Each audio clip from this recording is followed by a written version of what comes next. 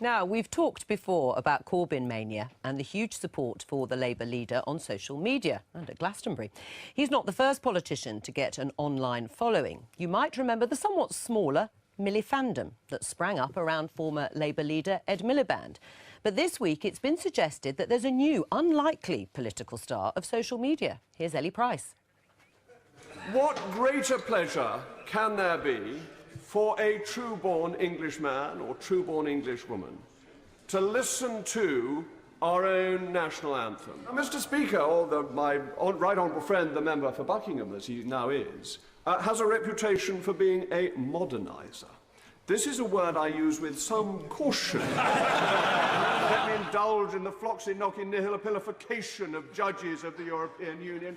There are times when a nation needs a hero, an icon on whom we can all depend. I've heard people say... Now might not be one of those times, but there seems to be loads of people at the moment who just really love Jacob Rees-Mogg.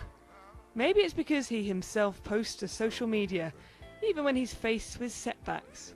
Maybe it's because he has such a strong and youthful campaign team behind him.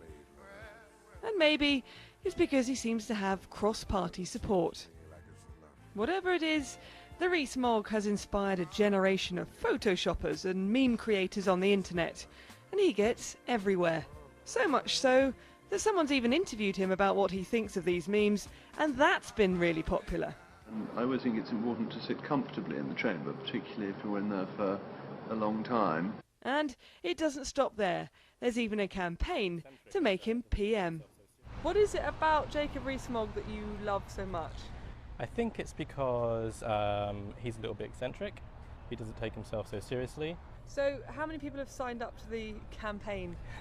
So we have just over 12,000 signatures so far, and 4,500 people have liked us on Facebook. Gosh, that's a lot of Rees-Mogg love. Yeah, it is, and I've got to say I'm actually surprised that we've got this big in such a short period of time. I feel a change. His support isn't just the grassroots of his power base in North East Somerset, but, as his local paper once said, he's got Mogmentum. So is there love for Mogg in the studio? There's absolutely massive love for Jacob. I've worked with him often, and yeah, we're all Mogg fans. He's a great... And leader? As leader? Well, who knows what will happen in due course, but I think he needs to make it to the cabinet first.